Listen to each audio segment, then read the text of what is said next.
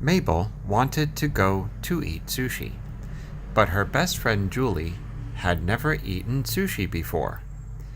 Mabel needed to convince her to go to the sushi restaurant with her. Mabel said, "Let's go to Happy Sushi Restaurant. It is a good place to try sushi, because it is yummy and not too expensive." But Julie said, "I don't know.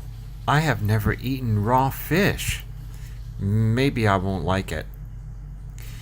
Mabel said, "They have other things besides raw fish, and if you don't like it, the dishes are very small, so you won't waste money. Come on, we should go there before it gets crowded."